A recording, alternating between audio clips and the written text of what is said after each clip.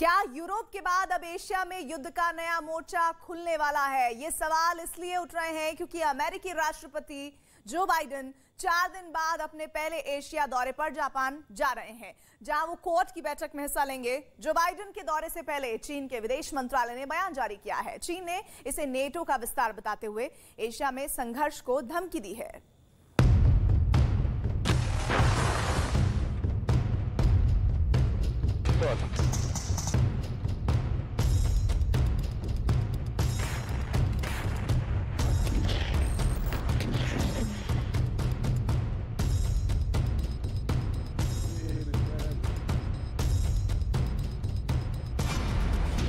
America की चीन को खुली चेतावनी।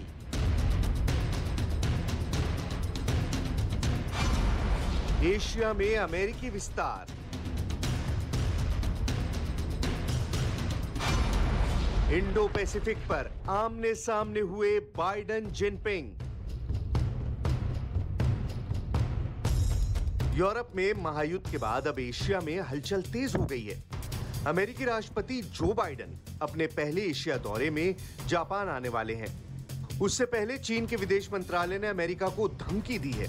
चीन को डर है कि अमेरिका यूरोप के तर्ज पर अपनी पैठ एशिया में जमाना चाहता है। अमेरिका जिस तरह यूरोप में नेटो का विस्तार कर रहा है, ठीक उसी तरह वो एशिया में क्वाड का विस्तार करना चाहता है। इसे लेकर चीन गुस्से में है। चीन के विदेश मंत्रालय के प्रवक्ता वांग वेनबिन ने अमेरिका को धमकी भरे अंदाज में कहा कि नेटो उत्तरी अटलांटिक में एक सैन्य संगठन हाल के वर्षों में एशिया प्रशांत क्षेत्र में अपना दबदबा बढ़ाने और संघर्षों को भड़काने के लिए आया है। रूस यूक्रेन युद्ध में नेटो ने डायरेक्ट युद्ध में भले ही हिस्सा नहीं लिया, लेकिन सभी नेटो देश जिस तरह यूक्रेन के साथ खड़े हो गए, उसे हथियार, आर्थिक मदद दी, उससे रूस आज बैकफुट पर है। यूक्रेन में नेटो ने युद्ध से बाहर रहते हुए भी रूस के प्रभाव को रोक लगाई और अब अमेरिका इसी तरह का एक गठजोड़ चीन के खिलाफ एशिया में भी चाहता है। इसके लिए वो क्वाड को क्वाड प्लस यानी क्वाड का विस्तार करना चाहता है।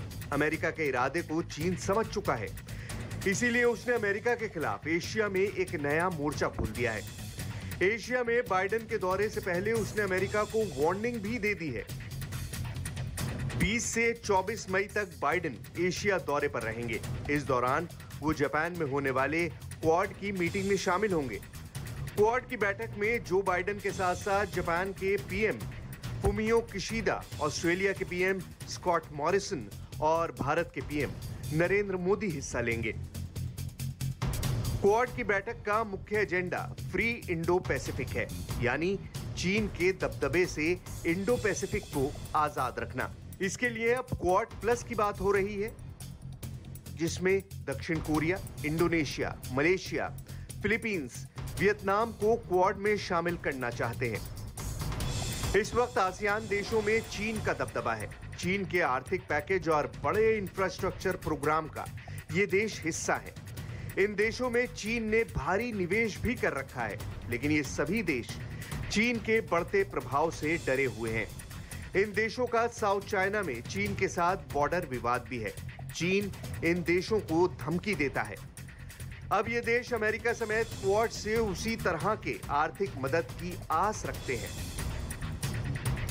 आसियान के देश चाहते हैं कि अमेरिका न सिर्फ उन्हें आर्थिक मदद दे, बल्कि उन्हें सुरक्षा की गारंटी भी दे। वियतनाम और ताइवान जैसे देश पर चीन की नजर है। ताइवान के मुद्दे पर तो अमेरिका और चीन कई मौके पर आमने सामने हो चुके हैं। जापान पर भी अमेरिका और चीन के बीच कोल्ड वॉर चल रहा है। पिछले सालों से जापान के बॉर्डर के पास चीनी मौजूदगी और हरकतों में लगातार बढ़ोतरी हुई है। जापान के सेनकाकू द्वीप के पास के समुद्री इलाके में चीन ने अपने तटरक्षक तैनात करते हुए अपनी गतिविधियां बढ़ा दी हैं। 2011 में जापान के सेनकाकू द्वीप के इर्द गिर्द और साथ लगे इलाकों में पहचानी गई चीनी नौकाओं की तादाद सिर्फ 12 थी। 2012 में यह संख्या बढ़कर 428, 2013 में 819, 2014 में 729, 2015 में 707, 2016 में 752, 2017 में 696 और 2018 में 615 हो गई। 2019 में तादाद 1097 तक पहुंच गई थी। भारत चीन सरहद पर भी चीन ने अपनी गतिविधियां बढ़ाई हैं। लद्दाख में दोनों सेना कई जगहों पर आईबॉल टू आईबॉल खड़ी हैं। 2011 में भारत चीन सीमा पर भारतीय इलाकों में घुसपैठ की 213 घटनाएं दर्ज की गई। बाद के सालों में ये तादाद बढ़ती चली गई।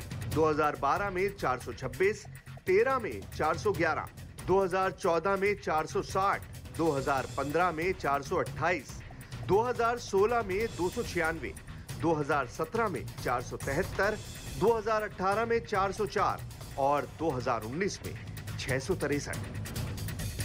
भारत चीन सीमा क्षेत्र में चीनी घुसपैठ की तादाद और सेनकाकू द्वीप के आसपास चीनी गतिविधियों से ही साफ हो जाता है कि चीन ने दोनों ही इलाकों में 2012 और 2019 में अपनी आक्रामकता बढ़ा दी। यही वजह है कि आज भारत अमेरिका के करीब गया है। ऐसे में अगर क्वाड मजबूत होता है और वो इन सभी छोटे देशों को सुरक्षा की गारंटी देता है तो चीन की दादागिरी पर रोक लगाई जा सकती है। लेकिन क्वाड देशों के लिए यूक्रेन युद्ध से सबक लेने की जरूरत है।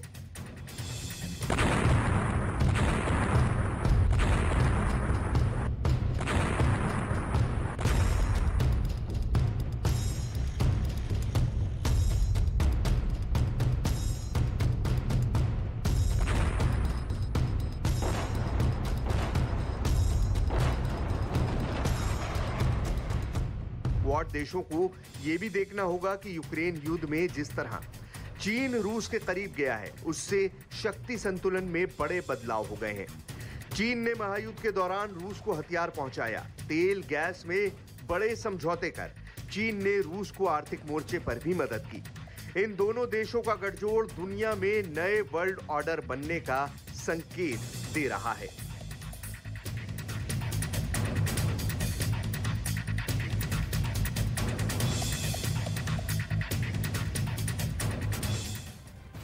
दरअसल रूस ने मारिउपोल के अज़ोवस्ताल स्टील प्लांट पर कब्जे की जंग तेज की हुई है। रूसी सैनिक भारी हथियारों, मिसाइलों और मोर्टार से हमला कर रहे हैं और इस बीच यूक्रेन ने दावा किया है कि रूसी सेना स्टील प्लांट पर प्रतिबंधित फास्फोरस बम का इस्तेमाल कर रहे हैं।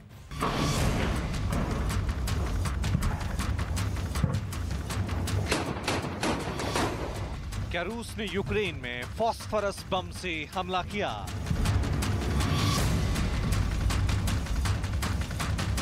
क्या अज़ोवस्ताल स्टील प्लांट पर फास्फोरस अटैक हुआ? रूस को फास्फोरस बम के इस्तेमाल की जरूरत क्यों पड़ी?